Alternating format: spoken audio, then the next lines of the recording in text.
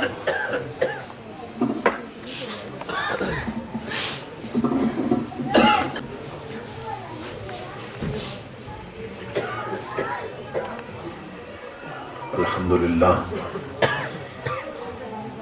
لله الذي زين النبيين بحبيبه المصطفى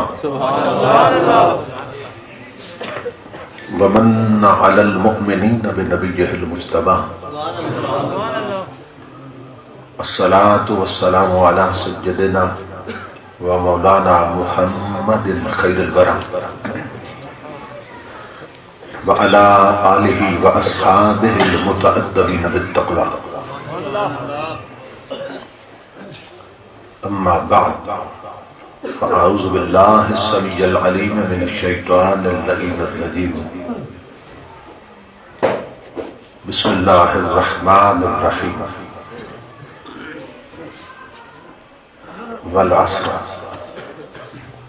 إن الإنسان لفي خسر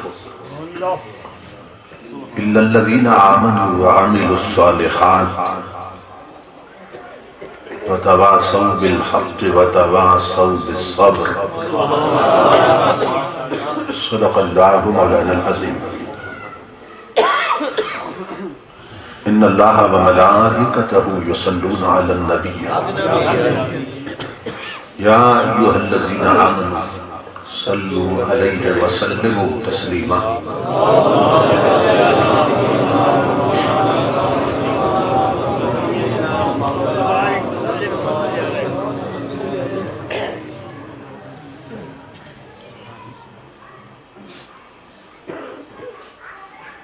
لائق سب احترام سرمایہ ملت یادگار اسلاف شیخ طریقت حضرت قبلہ پیر سید مقبول حسین شاہ صاحب دامت برکاتہ ملالیہ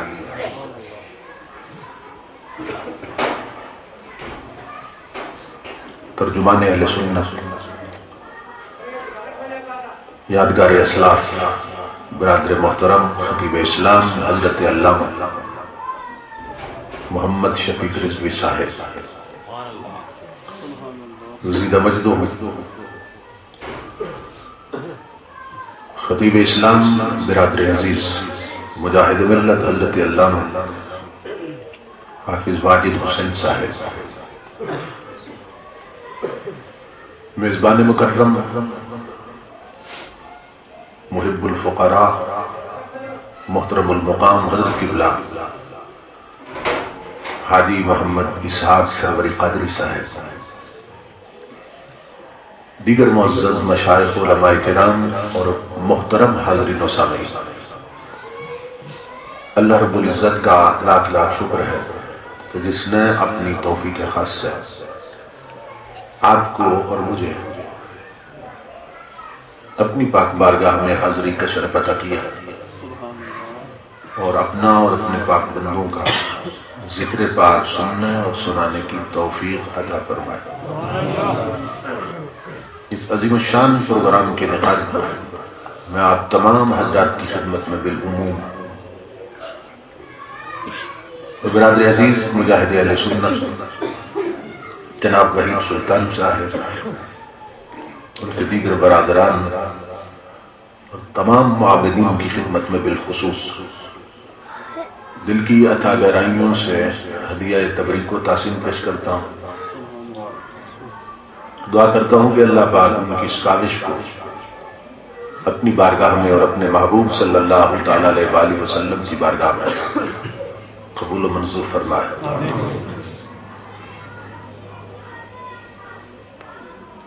وحید سلطان سیماب صفت نوجوان،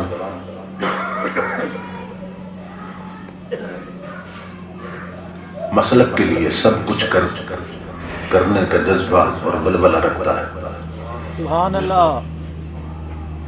ایسے نوجوان اہل سنت کے شاہین ہیں، سبحان اللہ۔ اللہ پاک انہیں سلامت رکھے، سبحان اللہ۔ جنہیں اللہ پاک نے مذہبی مسلکی غیرت عطا کی ہے۔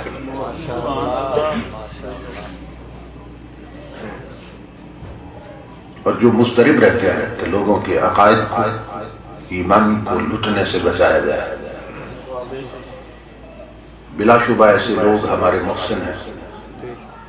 اللہ پاک ان کی جوانیوں کو بابرکت بنائے، لمبی عمر بالخیر عطا فرمائے، دیر تک دین متین کی خدمت کی توفیق عطا فرمائے. محرم الحرام کا ماہ مقدس جب بھی آتا ہے اپنے دامن میں عظیم یادیں بھی لاتا ہے، کثیر برکتیں بھی لاتا ہے. کیونکہ یہ مہینہ ہمیشہ سے اسلامی تاریخ میں محترم رہا ہے. غربت والے 4 مہینوں میں سے ایک ہے، اور ہمارے اسلامی سال کی ابتدا اسی ماہ مقدس سے ہوتی ہے. نبی اکرم صلی اللہ تعالی علیہ وآلہ وسلم نے بطور خاص اس مہینے میں اللہ رب العزت کی بندگی کی طرف راغب کیا، اور یہ چاہا کہ کوشش کر کے یہ مہینہ اللہ کی اطاعت میں، اس کی بندگی میں گزارا جائے. اور اس کے حوالے سے حضور صلی اللہ علیہ وسلم نے ارشاد فرمایا، من اکرم المحرم اکرمہ اللہ فی الجنہ. جو محرم کا احترام کرتا ہے اللہ پاک اسے احترام کرنے والے کو جنتی بنا دیتا ہے. مہینے کا احترام کیسے کیا جائے؟ آپ جانتے ہیں کہ یہ کہا جاتا ہے کہ رمضان شریف کا احترام کرو. آپ جانتے ہیں کہ اس کا احترام کیسے کیا جاتا ہے؟ یعنی محرم ہو یا رمضان کوئی ایسا کام نہ کرو جس کا کرنا اللہ اور اس کے رسول نے منع کر دیا ہے. کوئی ایسی شے نہ دیکھو جس کا تکنا اللہ رسول نے منع کر دیا ہے. کوئی ایسی بات نہ سنو جس کا سننا اللہ رسول نے منع کر دیا.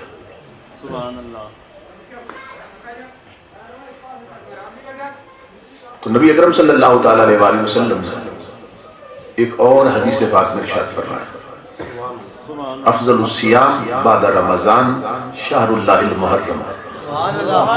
رمضان کے بعد جس مہینے کے روزے اللہ کو سب سے پیارے لگتے ہیں، سب سے فضیلت والے ہیں، افضل ہیں، وہ محرم کا مہینہ.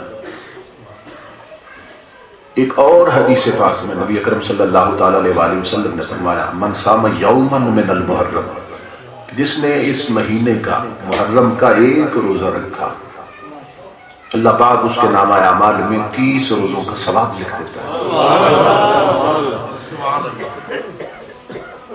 تو یہ سب حضور کے ارشادات ہیں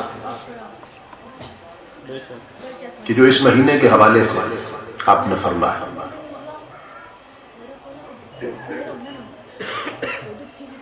اس مہینے میں بطور خاص روزوں کا اور بندگی کا حکم کیوں دیا؟ اس کا ایک خاص سبب ہے، یہ یاد رکھیے. ہم میں سے ہر شخص جانتا ہے کہ جس چیز کی ابتدا اچھے طریقے سے ہو جائے اس کے اختتام تک اس میں برکتیں رہتی ہیں. آپ صبح سویرے اٹھتے ہیں، گھر سے نکلتے ہیں، کوئی شریف آدمی، کوئی نیک آدمی اگر سامنے آ جائے، آپ کہتے ہیں اچھا آدمی متھے لگا، آج دن ٹھیک گزرے گا. کیونکہ ابتدا اگر اچھے طریقے سے ہو جائے پھر اس کی برکتیں اختتام تک شامل حال رہتی ہیں. تو ہمارے سال کی چونکہ ابتدا اس مہینے سے ہے، اسلامی سال کی ابتدا اس مہینے سے ہے، تو حضور نے فرمایا کہ جس کا یہ مہینہ اللہ کی بندگی میں گزرا، اللہ ایسی برکتیں عطا کرے گا کہ باقی 11 مہینے بھی انہی برکتوں میں بیت جائیں گے. اور جس کا یہ پہلا مہینہ ہی اللہ کی نافرمانی میں گزرا، ایسی نحوستیں آئے گی کہ پورا سال ان نحوستوں کی نظر ہو جائے گا. اس لیے حضور نے فرمایا کہ اس میں بطور خاص اللہ رب العزت کی طرف رجوع کیا جائے، پیشانیوں کو سجدوں کی لذت دی جائے، آنکھوں کو رونا سکھایا جائے، زبان کو تلاوت قرآن کا عادی بنایا جائے، گھر کے ماحول کو پاکیزہ کیا جائے۔ یہ باتیں اس لیے عرض کر رہا ہوں، ہمیں چاہیے کہ جب سنتے ہیں تو اپنے گھر والوں کو، بہو بیٹیوں کو، اپنی خواتین کو بھی بتائیں۔ اس طرح حضور کا پیغام گھروں تک پہنچتا ہے،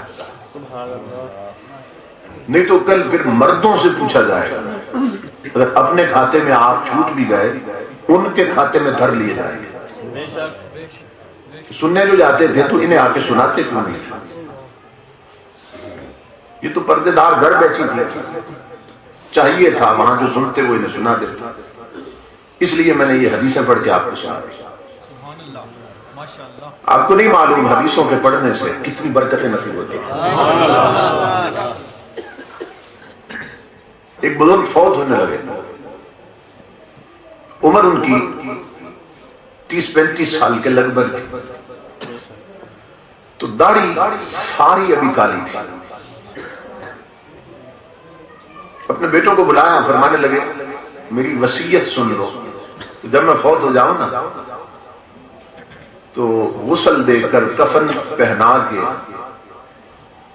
میری داڑھی پہ آٹا چھڑک دینا اور پھر مجھے دفن کر دیں۔ انہوں نے کہا کیوں؟ کہا میں نے امام الانبیاء کی حدیث پڑھی ہے، ان اللہ یستحیی من ذی الشیبہ، اللہ سفید بالوں کا حیا کرتا ہے، سبحان اللہ۔ تو شاید اس سبب سے میں اس کے عذاب سے بچ جاؤں، اس کے حساب سے بچ جاؤں۔ یہ کیا بچے بڑے حیران ہوئے، ان کا والد کا حکم ہے اور آخری وقت ہے، یہ وصیت کر رہے ہیں۔ عرض کر دی ابا جی ہم اسے پورا کر دیں، باقی آپ جانے، آپ کا خدا جانے، ہم یہ کر دیں۔ انہوں نے آٹا چھڑک دیا، جنازہ بڑھایا، قبر میں دفن کر دیا۔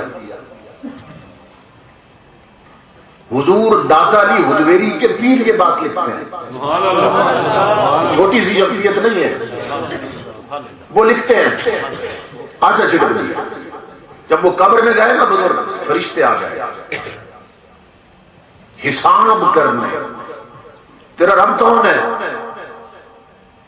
انہوں نے کہا تمہیں میری سفید داڑھی نہیں نظر آتی؟ بزرگ کہنے لگے، وہ کہنے لگے، فرشتے کہنے لگے کہ بار بار کیوں اشارہ کرتے ہیں؟ انہوں نے کہا کہ سرکار نے فرمایا سبحان اللہ کہ سفید داڑھی کا رب حیا کرتا ہے، اور نہ قبر کا حساب ہوتا اور نہ سوال ہوتا نہ عذاب ہوتا۔ تمہیں سفید داڑھی نہیں نظر آتی، تم حساب کر رہے ہو، حساب لے رہے ہو مجھ سے، اور سوال و جواب شروع کر دی۔ فرشتے کہنے لگے بزرگوں وہ تو بات ٹھیک ہے، مگر امام الانبیاء کی جو حدیث پاک ہے نا، اس کا مطلب ہے کہ اصلی داڑھی ہو سفید۔ فرشتوں سے فراڈ تو نہیں چلتا نا، تو اس کا تو مطلب ہے کہ اصلی داڑھی سفید ہونی چاہیے، اور آپ نے تو آٹا چھڑک رکھا ہے۔ اور بزرگوں نے فرمایا میں تمہیں حضور کی حدیث پڑھ کے سناتا ہوں۔ فرشتوں کو فرمانے لگے تم اصلی اور نقلی کا لفظ دکھا دو۔ امام الانبیاء نے تو اتنا فرمایا، صرف سفید داڑھی اللہ حیا کرتا ہے، تم اصلی اور نقلی کے لفظ دکھا دو حدیث میں مان لوں گا۔ انہوں فرشتوں نے کہا پڑھیے حدیث، انہوں نے حدیث پڑھ دی، وہ لفظ پڑھے جو حضور نے بولے تھے۔ جب حدیث پڑھی نا، اللہ کی آواز آئی، فرشتوں پلٹ جاؤ، جس مقام پر میرے یار کی حدیث پڑھی جائے وہاں عذاب نہیں آ سکتا۔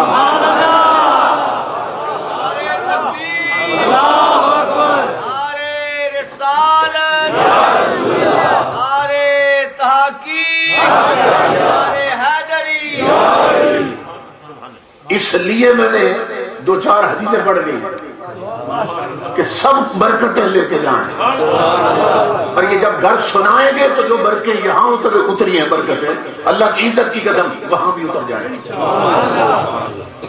کیونکہ امام الانبیاء فرماتے ہیں کہ کھانا کھانے لگو بسم اللہ پڑھ لو۔ صحابہ نے پوچھا یا رسول اللہ اگر کھانا کھاتے وقت یاد نہ رہے اور کھا چکے پھر کیا کریں؟ فرمایا اللہ کی عزت کی قسم پھر پڑھو گے نا، جو برکتیں آسمانوں سے پلیٹ میں اترنی تھی وہ پیٹ میں اتر جائیں گی۔ اللہ کبھی خالی نہیں لوٹاتا اپنے بندوں۔ اس لیے امام الانبیاء کے غلاموں یہ چیزیں سمجھیں، یاد رکھیں، گھر جا کے بیان کیا کریں، کیونکہ ہم ایسے فتنوں کے دور میں ہیں جس کے بارے میں امام الانبیاء نے فرمایا یصبح الرجل مؤمنا ویمسی کافرا، بندہ صبح مومن ہوگا شام تک کافر ہو چکا ہوگا۔ ایسے فرقے بن جائیں گے دین کے پلیٹ فارم میں، نئے نئے فرقے، نئے نئے عقیدے، لوگ دھر لیے جائیں گے، لوٹ لیے جائیں گے۔ اس لیے حضور نے فرمایا اپنے عقیدے اور ایمان کی حفاظت کر۔ امام الانبیاء نے فرمایا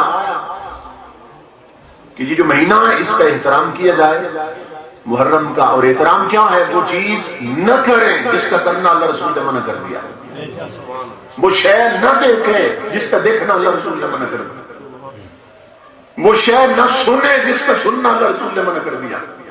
یہ یاد رکھنا۔ میں مثال دے رہا ہوں، جس طرح ماتم کرنا حرام ہے تکنا بھی حرام ہے، جس طرح مرثیے پڑھنا حرام ہے سننا بھی حرام ہے۔ سمجھ رہے ہیں نا؟ تو حضور نے فرمایا اس مہینے کا احترام کرو، جس کام کو رب نے حرام قرار دیا رسول نے منع کر دیا، کہا وہ نہ کرو، یہی اس کا احترام۔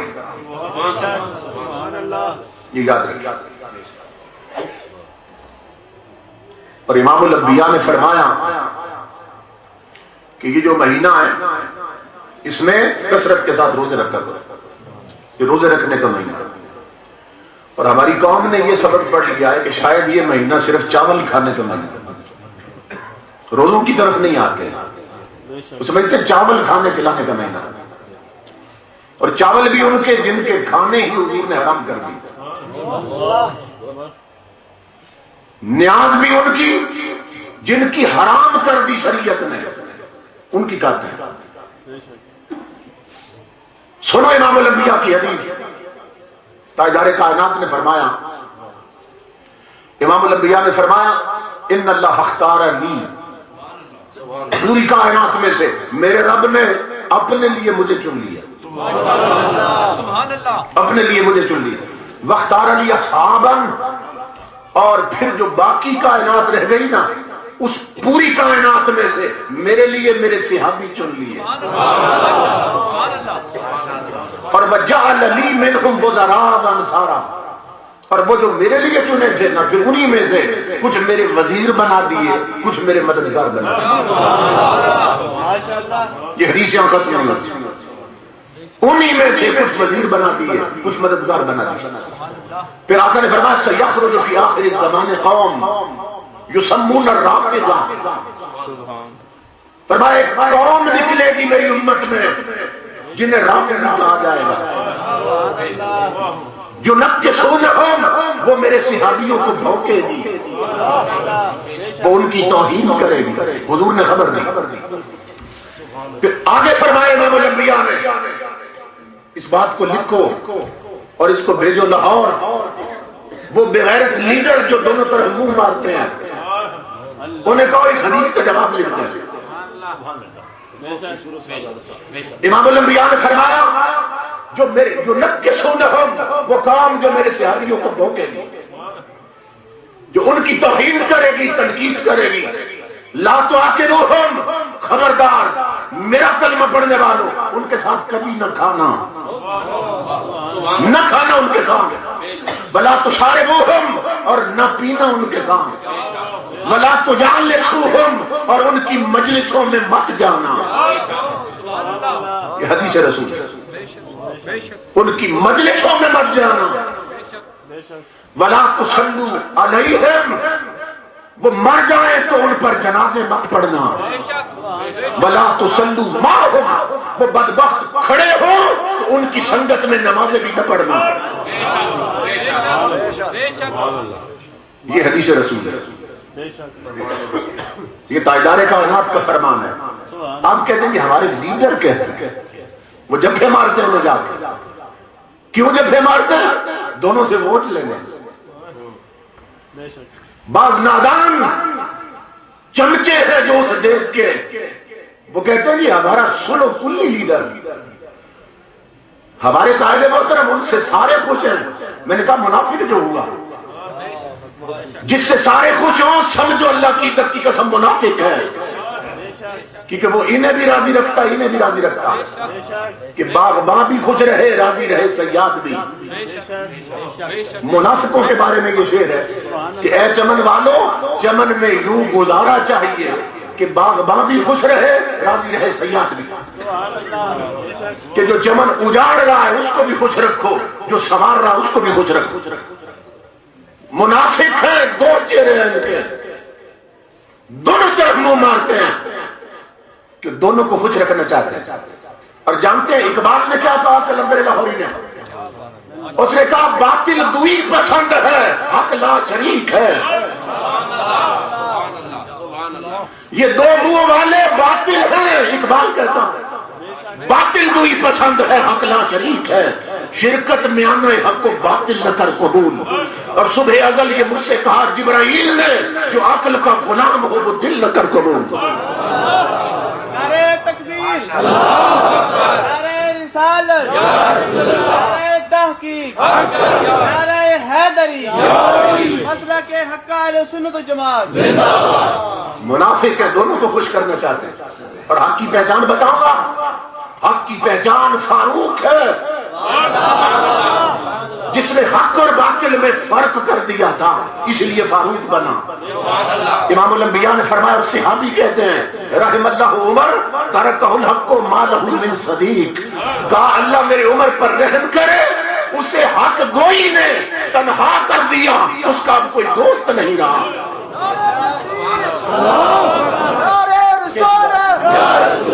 شان صدیق اکبر زندہ باد، شان فاروق اعظم زندہ باد، شان عثمان غنی زندہ باد، شان حیدر کرار زندہ باد۔ کیا فرمایا؟ اللہ میری عمر پر رحم کرے، سچ بولنے کی عادت نے اسے تنہا کر دیا۔ سمجھ رہے ہیں نا؟ جن سے سارے خوش ہوں سمجھو منافق ہے۔ اس لیے کہ جب حق کی بات کرو گے باطل والے ناخوش ہوں گے، کبھی راضی نہیں ہوں گے۔ رحمان کی بات کرو گے شیطان ناراض ہوگا۔ سمجھ رہے نا؟ اہل سنت کی بات کرو گے بد مذہب ناراض ہوں گے۔ اصلی قرآن کی آیتیں پڑھو گے نقلی قرآن والے ناراض ہوں گے۔ اہل جنت کی بات کرو گے جہنم والے روٹیں گے۔ یہ طریقے کوئی نہیں۔ میرے ابا جی رحمت اللہ علیہ مثال دیتے تھے، فرماتے تھے بندہ گیا نا مسجد میں، اس نے دیکھا ایک بندہ نماز پڑھ رہا تھا، اس کے ہاتھ یہاں بدے، وہ سمجھ گیا سنی ہے۔ ایک اور آیا، اس نے دونوں ہاتھ چھوڑ رکھے تھے، سمجھ گئے یہ رافضی۔ ایک تیسرا آیا، اس نے ایک باندھ رکھا تھا ایک چھوڑ رکھا تھا۔ وہ بندہ بڑا حیران ہوا، اس نے کہا بھائی یہ باندھنے والا تو سنی ہے، چھوڑنے والا رافضی ہے، تو کون ہے؟ ایک باندھ رکھے ایک چھوڑ رکھا، تیرا کیا مذہب ہے؟ کہنے لگا میرا مذہب کچھ نہیں، میں الیکشن میں کھڑا ہوں دونوں سے ووٹ لینے۔ باغباں بھی خوش رہے راضی رہے سیاد، باندھ کے پڑھنے والے بھی خوش ہو جائیں، چھوڑ کے پڑھنے والے بھی خوش ہو جائیں۔ لعنت ہے تمہارے ایسے لیڈروں میں۔ اکبر الہ آبادی نے بڑی غضب کی بات کی، حضرت اکبر رحمت اللہ علیہ کیا غضب کی بات کی۔ وہ کہتے ہیں جو پڑھے لکھے بیٹھے نا اسٹوڈنٹس وہ سمجھے کہ انگریزی زبان میں مذکر کے لیے ہی ہے، مؤنث کے لیے شی ہے۔ مرد کے لیے ہی بولتے ہیں، ہی رائٹس وہ لکھتا، عورت کے لیے شی بولتے ہیں، شی رائٹس وہ لکھتی ہے۔ تو ہی اور شی کا فرق، وہ کہتا ہے کہ یہ حضرت کیا ہے میں تمہیں بتاؤں، یہ جبے کبے میں حضرت کیا ہے؟ کہتا میں بتاؤں تمہیں، مذکر کے لیے ہی ہے، مؤنث کے لیے شی ہے، مگر حضرت مخنث ہے، نہ ہیوں میں نہ شیوں میں۔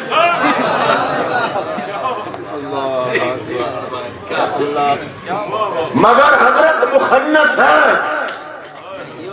یہ سنیوں کے سٹیجوں پر بھی ہجڑے آ گئے، مخنث آ گئے۔ سنیوں کو مردوں کی ضرورت ہے،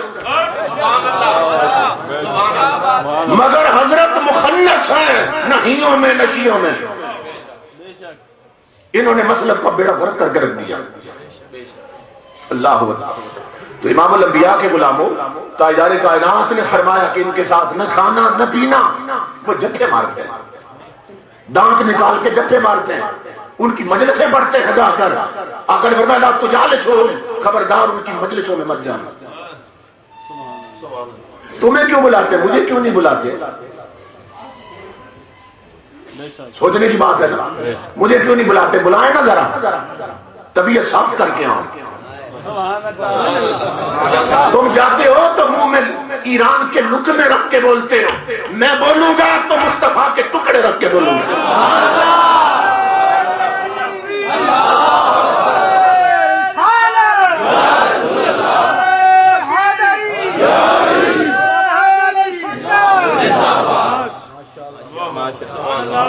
امام الانبیاء کے غلاموں مسلک کے پکے ہو جا, دھڑے کے پکے ہو جا.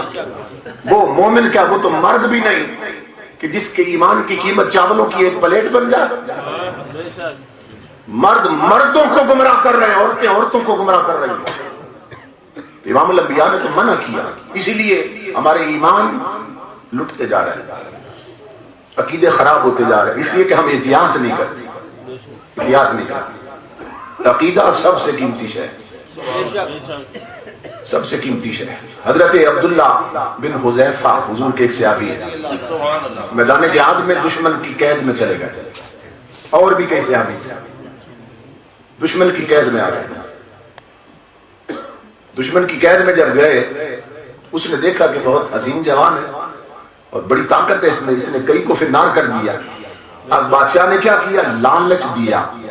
عبداللہ کو قریب بلایا, کہنے لگا عبداللہ میرا دل نہیں کرتا تجھے مار دیا جائے, اگرچہ تو نے ہمارے مار دی, لیکن ایسا کر اگر تو عیسائی بن جا اور میرا مذہب قبول کر لے اور اسلام چھوڑ دے عبداللہ, تو میں تمہیں آدھی سلطنت بھی لکھ دیتا ہوں, اور میری وہ بیٹی جس کے حسن کا پورے ملک میں چرچا ہے, وہ بیٹی بھی تیری نکاح میں دیتا ہوں. یہ لالچ پہلے نا, یہ لالچ دینے کی کوشش کرتے ہیں, خریدنے کی, ایمان خریدے جائیں. لالچ دیا, آدھی سلطنت لکھ دیتا ہوں اور میں تمہیں اپنی بیٹی کا رشتہ دیتا ہوں. عبداللہ ہنس پڑے, کہنے لگے تجھے کیا خبر, ان آنکھوں نے کیا دیکھا, تو کہتا ہے تو یہ چھوٹی سی سلطنت, یہ ٹکڑا. کہا رب محمد کی قسم, اگر پوری دنیا تیری سلطنت بن جائے اور تو یہ مجھے دے, اور پوری دنیا کی حسین عورتیں آفر کرے ہم تیری بیوی بننے کو تیار ہیں, تو کہا میں بنگلے میں بیٹھ کر اتنا بھی پسند نہیں کرتا کہ میرے مصطفیٰ کے پاؤں میں کانٹا چبھ جائے, میں اتنا بھی پسند نہیں کرتا. ٹھوکر مار دی. تخت سکندری پر وہ تھوکتے نہیں ہیں, بستر لگا ہوا ہے جن کا تیری گلی میں, اور میں تو چھوٹی سی سلطنت ہے, اور اس سے بڑھ جائے تو میرے لیے کوئی حیثیت نہیں رکھتی. وہ تیش میں آ گیا, کہنے لگا پھر دیکھتا ہوں تو کس طرح کلمہ نہیں چھوڑتی, اب میں تجھے سزا دوں گا, سزا دوں گا تجھے. اس نے کہا جو مرضی کر. قیدی ایک نکال کے لائے, اس نے کہا ایک بہت بڑا دیگچا تھا, دیگ تھی, اس میں تیل ڈالو, نیچے آگ جلاؤ. جب ابلنے لگا تیل, انہی کا ایک ساتھی حضرت عبداللہ کا سپاہی اٹھا کے لائے, اس میں ڈال دیا, ان کے سامنے وہ کوئلہ بن گیا. بادشاہ کہنے لگا عبداللہ ہوش کر, جوانی بچا, حسن بچا, نہیں چھوڑتا تو اب اس کے بعد تیری باری ہے. حضرت عبداللہ ہنس پڑے, فرمایا او نادان, اللہ کی عزت کی قسم, جسے تیری آنکھیں تیل دیکھ رہی ہیں, مجھے مصطفیٰ کا حوض کوثر دکھائی دے رہا ہے. یہ دیکھ نہیں, یہ تو ابلتا ہوا حوض کوثر ہے. مجھے تاجدار کائنات کا حوض کوثر دکھائی دے رہا ہے. جو مرضی ہے کر, حضور کا دامن نہیں چھوٹ سکتا. اور جلال میں آ گیا, کہنے لگا دیر کیوں کر رہے ہو, اٹھاؤ اسے اور پھینک دو. اٹھا کر سپاہی جب لے گئے نا دیکھ کے قریب, عبداللہ کی آنکھوں میں آنسو آئے اور آنسو گرے. بادشاہ نے کہا رک جاؤ, اب ڈر گیا, اتار دو اسے. کہنے لگا عبداللہ موت دیکھی ہے تو ڈر گیا نا, رو پڑے نا عبداللہ, اب اب بتاؤ مانو گے کہ نہیں مانو گے، کلمہ چھوڑو گے کہ نہیں؟ آپ نے فرمایا تو نے غلط سمجھا، تو نے غلط سمجھا، تو سمجھا موت کو دیکھ کے رویا ہوں۔ اس نے کہا پھر روئے کیوں؟ کہا پیدا کرنے والے کی قسم رونا صرف اس بات پہ آیا کہ جان ایک ہے، صرف اس لیے رویا ہوں کہ آئے افسوس میری جان ایک ہے جو ابھی ختم ہو جائے گی، کاش اے رب مصطفیٰ 1000 جان دے، ہر جان اس دیگ میں ڈالی جائے، پھر مزہ آئے گا۔ نعرہ تکبیر، نعرہ رسالت، نعرہ رسالت، حسینیت، حسینیت، یزیدیت، یزیدیت، علماء اہل سنت۔ کہا دیکھ دیکھ کے نہیں رویا، یہ سوچ کے رویا ہوں جان ایک ہے، یہ تو ابھی قربان ہو جائے گی، کاش یہ سلسلہ ختم نہ ہوتا، جانیں ملتی رہتی، میں یار پہ لٹاتا رہتا۔ حضرت عبداللہ کے یہ لفظ سن کر بادشاہ تخت سے اٹھ بیٹھا، کہنے لگا تیرے جیسے بہادر جوان اب مجھے اس طرح جلاتے ہوئے شرم آتی ہے، شرم آتی ہے۔ عبداللہ صرف اتنا کام کر، تو میرے سر کو چوم لے، یہ میرے لیے فخر کی بات ہو کہ تیرے جیسے جوان نے میرا سر چوما، سر چوم لے، میں تجھے معاف کر دیتا ہوں، قید سے رہا کر دوں گا۔ آپ نے فرمایا میری ایک شرط ہے، قربان جائیں۔ اس نے کہا کیا شرط؟ اپنی جان کی فکر ہی کوئی نہیں، شرط رکھ دی۔ ہمارے جیسا ہوتا فوراً چھلانگ مار دیتا، ٹھیک ہے مجھے شرط، فرمایا نہیں میری شرط ہے، شرط یہ ہے کہ حضور کے سارے غلام رہا کرے گا، سارے صحابی رہا کر دے گا، میں تیرا ماتھا چوم لیتا ہوں۔ اس نے کہا سب چھوڑ دو۔ حضرت عبداللہ آگے بڑھے، اس کا ماتھا چوم لیا، اس نے کہا اجازت ہے جانے دو۔ میرے لیے یہی بڑے فخر کی بات ہے کہ اس جوان نے میرا ماتھا چوم لیا۔ امام الانبیاء کے غلاموں، دور فاروق اعظم تھا، جب یہ چھڑا کر نہ قیدی مسجد نبوی میں داخل ہوئے، فاروق اعظم نے فرمایا عبداللہ پیچھے نہ بیٹھنا، آگے آ جاؤ۔ آگے آئے، فاروق اعظم کھڑے ہو گئے، فرمایا عبداللہ رخ کرو صحابیوں کی طرف۔ پوری مسجد بھری تھی، فاروق اعظم نے فرمایا ہو میرے غلاموں اور تاجدار کائنات کی امتیوں، سنو، حق علی کل مسلم ان یقبل راس عبد اللہ وانا عبدہ، کہا اٹھو سارے مل کر عبداللہ کا سر چومو، اور سب سے پہلے میں چومتا ہوں۔ عجیب منظر تھا مسجد نبوی میں کہ سارے صحابی قطار بنا کے عبداللہ کا سر چوم رہے، اور سب سے پہلے فاروق اعظم نے چوما۔ بتانا یہ چاہتا ہوں عقیدے اور ایمان کو مضبوط کرو، جو عقیدے پہ ڈٹ جائیں لوگوں انہیں اس طرح کی پذیرائی ملتی ہے، انہیں یہ مقام ملتے ہیں، اور چاول کی ایک پلیٹ ہمارے عقیدے کو لے ڈوبے، ایمان کہاں، ہم تو مرد بھی نہیں رہتے۔ پکے بن جاؤ دین، برادریاں پارٹیاں دوسرے نمبر پہ لے جاؤ، عقیدہ پہلے نمبر پہ لے آؤ اگر مومن بننا چاہتے ہیں، کیونکہ پورے قرآن میں اللہ پاک نے عمل کی بات بعد میں کی ہے، عقیدے کی بات پہلے کی ہے۔ پورا قرآن اٹھا لیں، اللہ نے فرمایا یا ایھا الذین آمنوا کتب علیکم الصیام، روزے رکھو تم پر فرض کیے گئے، کون؟ اے ایمان والو۔ روزے رکھنا عمل تھا، ایمان والو عقیدہ تھا۔ یہ جو کہا نا یا ایھا الذین آمنوا، عمل کی بات بعد میں کی، عقیدے کی پہلے کی۔ یا ایھا الذین آمنوا اقیموا الصلاۃ وآتوا الزکاۃ، اے ایمان والو نماز قائم رکھو، زکات دیا کرو، عمل بعد میں، عقیدہ پہلے۔ 88 بار اللہ پاک نے حضور کی امت کو ایمان والوں کہہ کے خطاب کیا، بڑی عجیب بات، 88 بار قرآن۔ ورنہ توریت، انجیل، زبور اگر آپ اٹھا کے دیکھیں نا، آج کل تو انگلش میں ٹرانسلیٹ ہو چکی ہیں، اس میں بھی وہ لفظ ان کا ترجمہ کیا گیا۔ اللہ پہلی قوموں کو، امتوں کو، وہ بھی نبیوں کی امتیں تھیں، انہیں خطاب کر کے کہتا ہے یا ایھا المساکین، اے مسکینوں، انہیں کہتا، لیکن پورے قرآن میں 11 کی امت کو کہیں مسکین نہیں کہا، نہیں فرمایا ہے مسکینوں، پورے قرآن میں نہیں فرمایا۔ کیوں نہیں کہا ہمیں مسکینوں کیوں نہیں کہا؟ فرمایا جس قوم کو مصطفیٰ مل جائے وہ کبھی غریب نہیں ہوتی. ہمیں شرم آتی ہے کہ تمہیں یار دے کر ہم مسکین کہیں. یوں خطاب نہیں کیا ہے مسکینوں. فرمایا ہم نے تمہیں اسلام اور مصطفیٰ دے کر غنی کر دیا. بخاری کی حدیث. فرمایا ہم نے تمہیں مصطفیٰ دے کر اور اسلام دے کر غنی کر دیا. تو یہ بہت بڑی دولت، بہت بڑی دولت، اس کی قدر کرو. قبر میں سب سے پہلے سوال ہی عقیدے کا ہونا.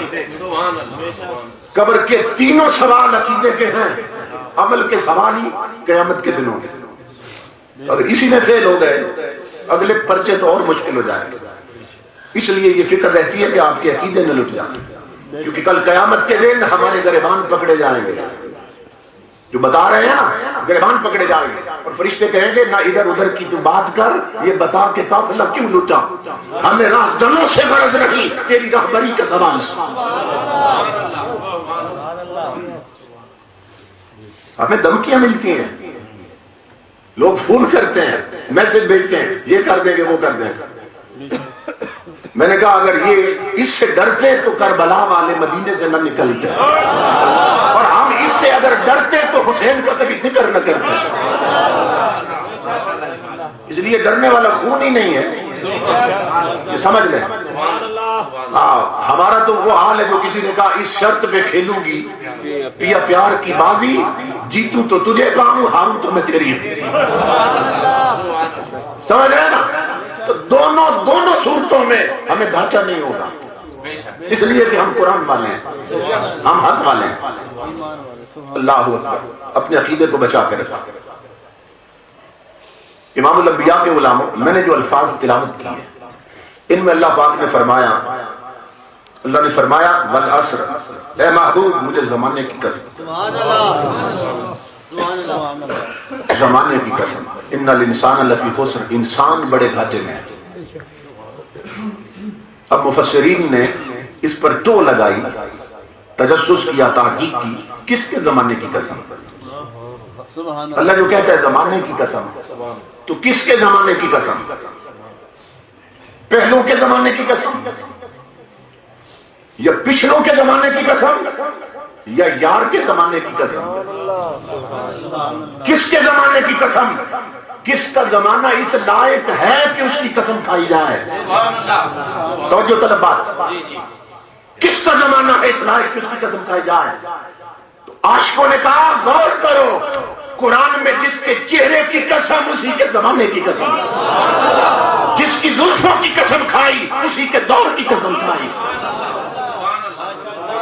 جس کے پاؤں تلے آنے والی مٹی کی قسم کھائی اسی یار کے زمانے کی قسم. اللہ فرماتا ہے میرے حبیب مجھے تیرے دور کی قسم، اے میرے حبیب مجھے تیرے زمانے کی قسم، کیونکہ جس طرح تیرے جیسا کوئی نہیں، تیرے زمانے جیسا کسی کا زمانہ نہیں.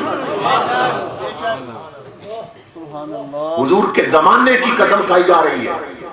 اور امام الانبیاء نے فرمایا خیر القرون کرنی ثم الذین یلونہم ثم الذین یلونہم. حضور نے فرمایا لوگوں سنو، سب سے بہتر میرا زمانہ ہے.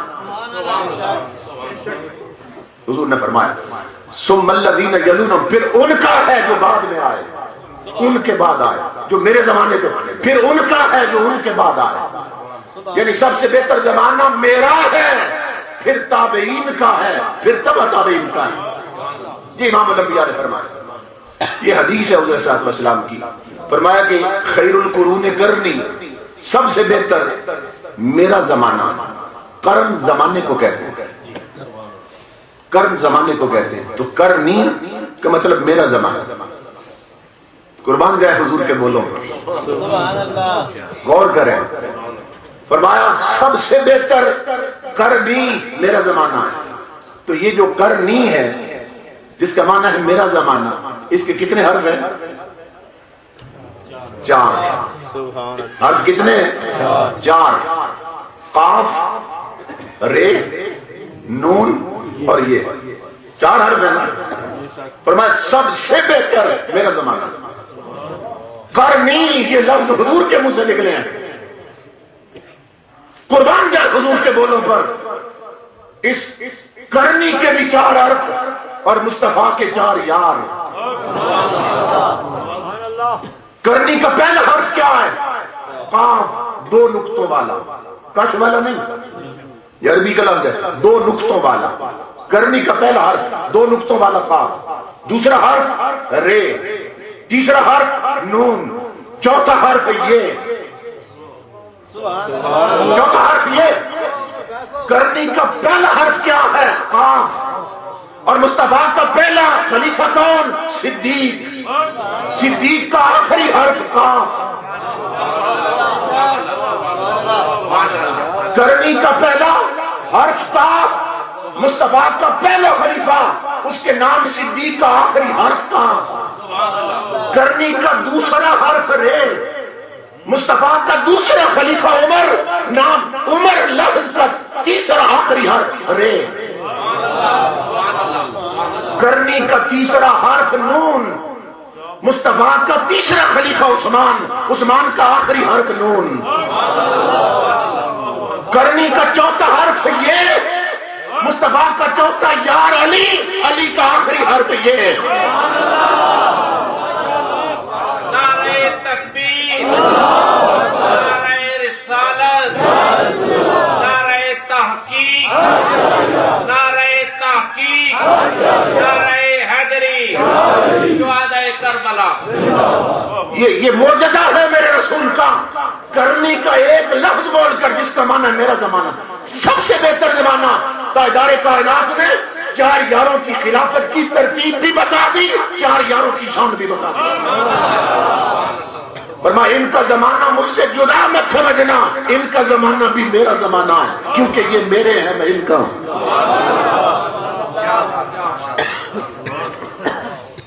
یہ ترتیب ہی اللہ نے ایسی بنائی ہے. اور یہ ہمارا قصور تو نہیں. بعض لوگوں کو 4 سے بڑی چڑ ہے.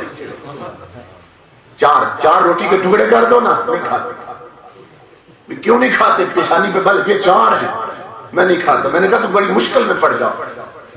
4 چھوڑے نا، بڑی مشکل میں پڑ جاؤ، کیونکہ پھر ہر شے چھوڑنی پڑے گی. کہ لگا وہ کیسے؟ میں نے کہا پھر اللہ بھی چھوڑ دو، اس کے حرف بھی 4 ہیں. محمد چھوڑ دو، اس کے حرف بھی 4 ہیں. حیدر چھوڑ دو، اس کے حرف بھی 4 ہیں. حسین چھوڑ دو، اس کے حرف بھی 4 ہیں. شہید چھوڑ دو، اس کے حرف بھی 4 ہیں. عابد چھوڑ دو، اس کے حرف بھی 4 ہیں. موسیٰ چھوڑ دو، اس کے حرف بھی 4 ہیں. کاظم چھوڑ دو، اس کے حرف بھی 4 ہیں. اور حد کر دی کہا مہدی بھی چھوڑ دو، اس کے حرف بھی 4 ہیں. نعرہ تکبیر، نعرہ رسالت، نعرہ تحقیق، نعرہ حیدری، نعرہ غوثیہ. بتایا اگر ان 4 یاروں سے نفرت کی، نہ اللہ کے رہو گے، نہ محمد کے، نہ حیدر کے، اور بطول کے حرف بھی 4 ہیں. کہیں کے نہیں رہو گے، آنا پڑے. ان کا ایک بولا خلیل فتوی میں، اس نے پتہ ہے مثال کیا دی؟ خدا جب عقل لیتا ہے، خدا جب دین لیتا ہے تو اپنے چھین لیتا ہے. گھڑی دکھا رہا تھا انہیں ملنگوں کو، کہتے دیکھا اس پر کتنے ہندسے ہیں؟ کتنے؟ ملنگوں نے کہا 12 ہیں. 12 کہنے لگا 5 منٹ کے وقفے سے 5 بھی ہیں 12 بھی ہیں. کہنے لگا میری گھڑی پہ 5 بھی ہیں 12 بھی ہیں. کہنے لگا یہ 5 ہیں اور یہ 12 ہیں گھڑی پر، اور کتنے؟ 3 سوئیاں بھی ہیں. کہتے یہ کہیں ٹکتی نہیں ہے. اشارہ کر رہا ہے حضور کے یاروں کی طرف. کہتے یہ کہیں ٹکتی نہیں ہے. کہتے یہ 3 سوئیاں دیکھی ہیں. میں نے کہا تو اس ماں کو باندھ کیوں رکھا ہے؟ 3 والی اتار دے. یا اس 3 کو الگ کر کے دکھا ان 12 سے.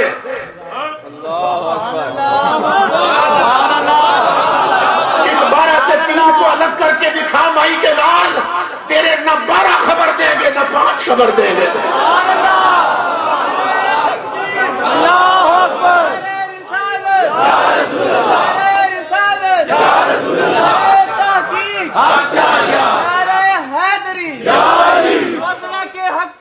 سنت جماعت زندہ باد.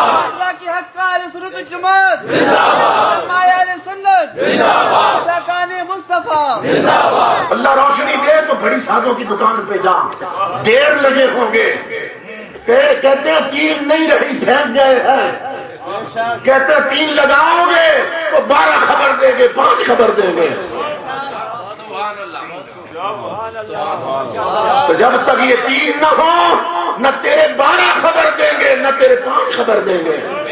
اور رب نے تعلق ایسا جوڑا ان کا، رب کی عزت کی قسم لوگوں، اگر 3 نہ ہو 12 اور 5 خبر نہیں دیتے، یہ 12 اور 5 نہ ہو 3 خبر نہیں دیتے۔ یہ جوڑ گئے ہیں ایسے، کوئی مائی کلام انہیں جدا نہیں کر سکتے۔ ان کی مت ماری ہوئی، عقل ماری ہوئی۔ اچھا بھی آپ پوچھے ماتم کیوں کرتے ہیں؟ کہے گے یزیدیوں نے امام حسین کو مارا تھا، انہیں مارا تھا، انہیں زخم لگائے تھے، اس لیے ہم لگاتے ہیں۔ کس کو لگاتے ہیں؟ خود کو لگاتے ہیں۔ حیرت کی بات ہے، عقل کتنی ماری گئی۔ سینہ حسین کا بنایا ہوا ہے، اپنے ہی ہاتھ یزید کے بنائے ہوئے ہیں۔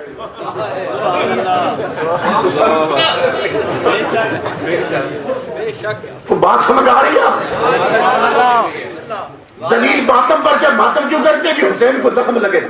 زخم خود لگائے تھے انہوں نے، یزیدی نے مارا تھا نا، تیر مارے تھے، نیزے مارے تھے، تو اپنے ہاتھوں سے خود کو زخم لگاتے ہیں۔ کیا عجیب ان کا بہتر بنا، سینہ حسین کا ہے اور اپنے ہی ہاتھ یزید کے بنائے ہوئے ہیں۔ تو انہیں تو دوسروں نے زخم لگائے تھے۔ اگر اس سنت پہ عمل کرنا ہے تو پھر ہم تجھے بتاتے ہیں ماتم کا طریقہ، منہ تیرے حیدری کا ہو، ہاتھ عرفان شاہ کا، پھر سمجھ آ جائے گی۔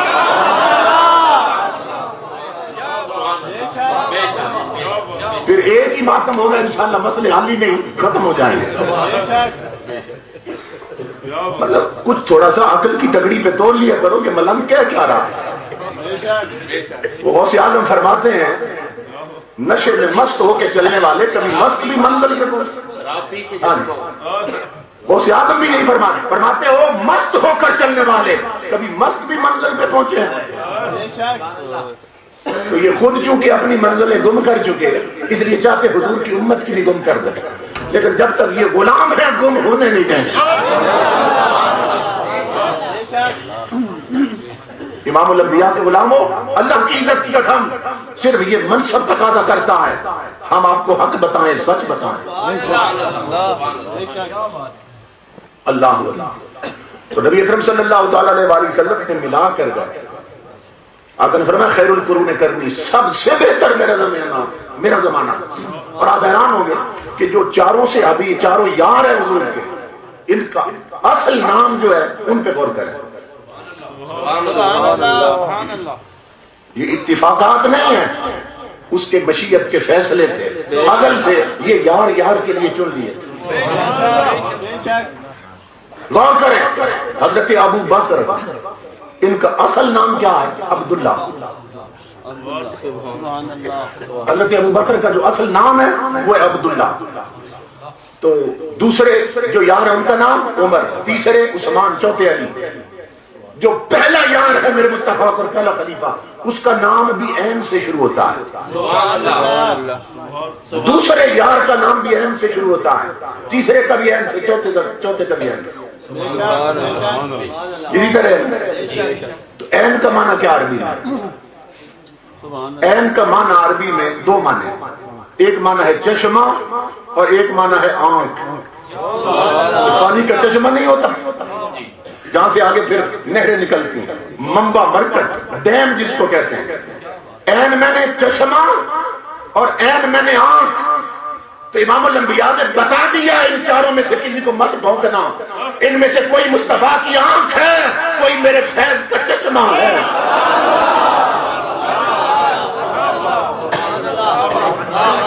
نعرہ تکبیر، نعرہ رسالت، نعرہ تحقیق، زادہ عمر فیض صاحب۔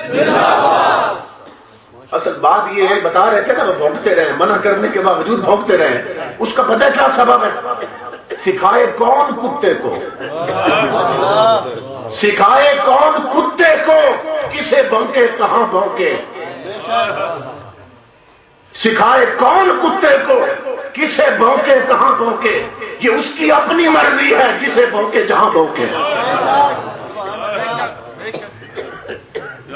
اور یہ بھونکنے والے کون؟ سنو حدیث رسول، امام الانبیاء نے فرمایا وَمَن لَمْ يَعْرِفْ عِطْرَتِي وَالْأَنصَارَ وَالْأَرْبَ فَهُوَ لَإِحْدَى الثَّلَاثِ۔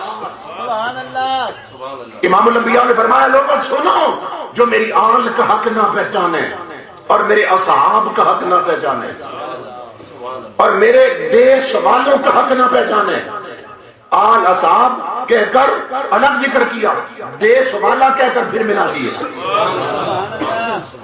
توجہ سے سننا یہ حدیث رسول، فرمایا جو میری آل کا حق نہ پہچانے اور میرے اصحاب کا حق نہ پہچانے، کیا مطلب؟ ان کا ادب نہ کرے، میرے صحابہ کا ادب نہ کرے، میری اہل بیت کا ادب نہ کرے، منہ کھولے توہین کرے بھونکے انہیں۔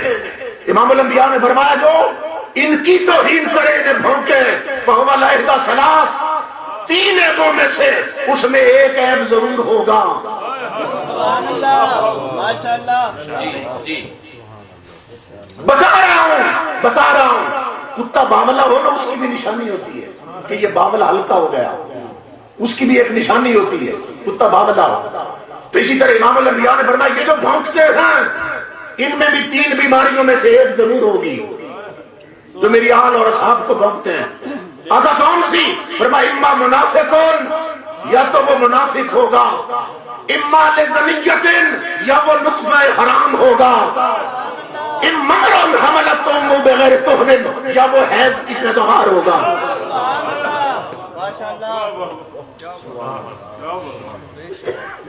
اصحاب اور آل کو بھونکنے والے فرمایا یا منافق ہوگا، یا وہ حرام زادہ ہوگا، یا وہ حیض کی پیداوار ہوگا۔ اس لیے میں کہتا ہوں بھونکنے والوں جا گھر جا کر ماں سے پوچھ کیا غلطی ہو گئی تھی کہ تو پیدا ہوا ہے۔ مصطفیٰ کہتے ہیں جو میری آل کو بھونکے، جو میرے اصحاب کو بھونکے وہ حرام زادہ ہے۔ حدیث مصطفیٰ ہے۔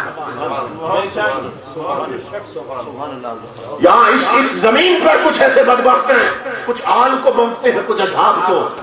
یہ واحد سنی ہے جس کے سینے میں دونوں کی محبت کے چراغ اکٹھے جلتے ہیں۔ نعرہ رسالت، نعرہ تحقیق، نعرہ حیدری، سبحان اللہ۔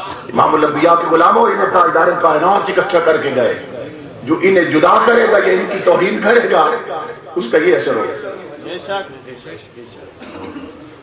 اللہ حضرت شیخ ابو عبداللہ مغربی بہت بڑے اللہ کے ولی ہیں، بیان کرتے ہیں میں گیا نا مکہ شریف زیارت کے لیے، کعبہ شریف کی زیارت عمرہ کرنے یا حج کرنے گئے، فرماتے ہیں ایک بندہ میرے ساتھ، میں 20-25 دن وہاں رہا مکہ شریف میں، تو میرے ساتھ ہی تھا، ایک ہی ہوٹل پہ رہتے تھے، اکٹھے آتے تھے نماز پڑھنے پھر لوٹ جاتے تھے۔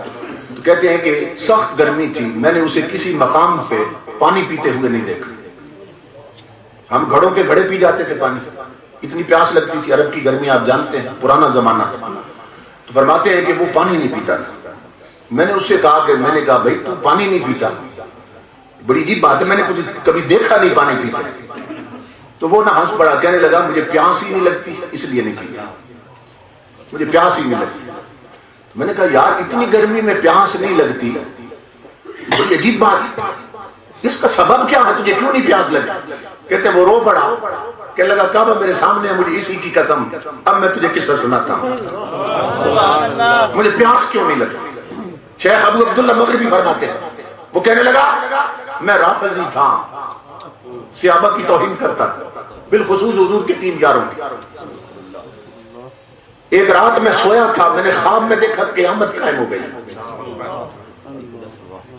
کوئی وقت ہوتا ہدایت کا، اللہ پاک کسی بندے کی کوئی ادا پسند کر لیتا جس کی وجہ سے اسے دوزخ سے بچا لیتا ہے۔ اس کا کوئی عمل ایسا ہو گیا تھا، کوئی منہ سے بولی ایسی بول بیٹھا تھا کہ اللہ کو پسند آ گئی، اللہ نے نہیں چاہا یہ دوزخ جائے، اب ہدایت کا سامان پیدا کرنے لگا۔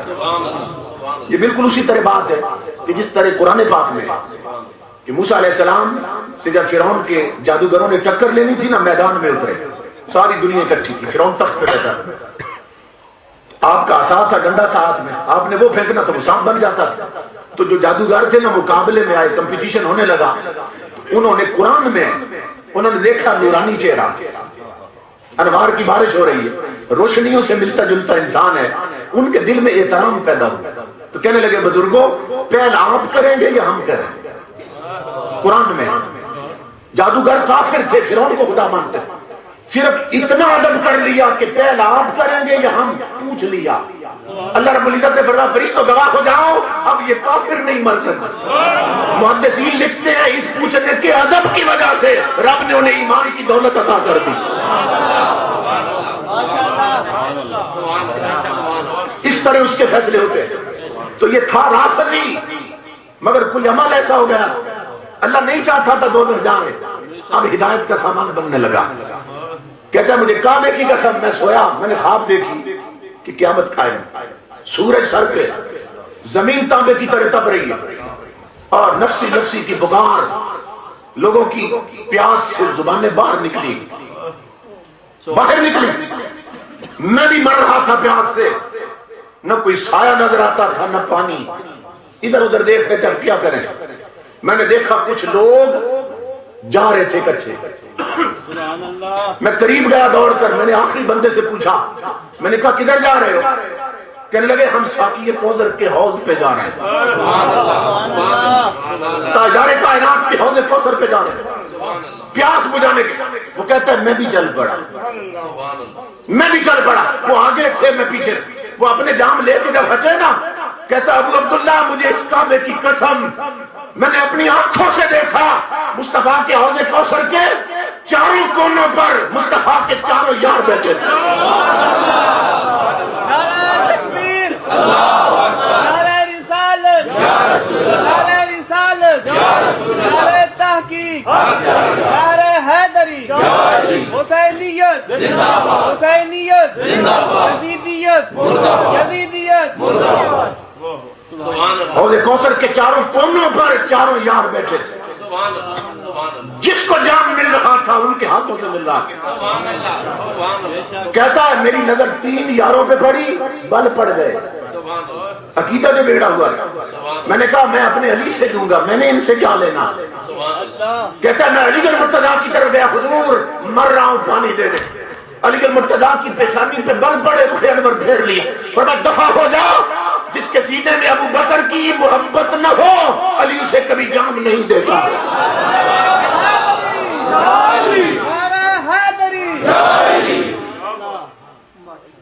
دفع ہو جاؤ، کیا لینے آئے مردود؟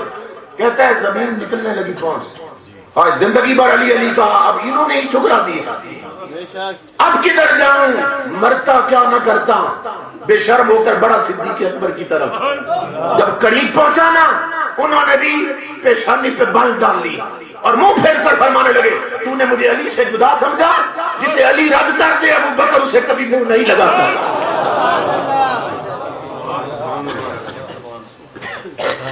وہ کہتا ہے اللہ کی عزت کی قسم، میں خواب میں فاروق اعظم کی طرف گیا، مر رہا تھا پیاس، جام دے دے۔ انہوں نے فرمایا تو نے ہمیں جدا سمجھا، جنہیں وہ رد کر دے انہیں میں کبھی جام نہیں دے سکتے۔ عثمان غنی کی طرف گیا، انہوں نے بھی مجھے ٹھوکر مار دی، دفع ہو جا، کیا لینے آیا؟ کہتا ہے میں چیخ رہا تھا، زبان پیاس سے باہر آئے، اب کدھر جاؤں، کس کا سایہ تلاش کروں اور کس کا سہارا تلاش کروں؟ کہتا ہے ادھر ادھر دیکھ رہا تھا، میری نظر تاجدار کائنات پہ پڑ گئی، امام الانبیاء جلوگر تھے، میں دوڑا حضور کی طرف، دور سے ہاتھ باندھے میرے آقا آپ کا امتی تو کلمہ پڑھتا رہا ہوں، آپ کو نبی مانتا ہوں، مجھے کچھ عطا کر دیں، میری جان نکل رہی ہے۔ امام الانبیاء تخت پہ بیٹھے تھے اور میں دفع ہو جاؤ، جسے 4 یار رد کر دے ہم اسے کبھی منہ نہیں لگاتے۔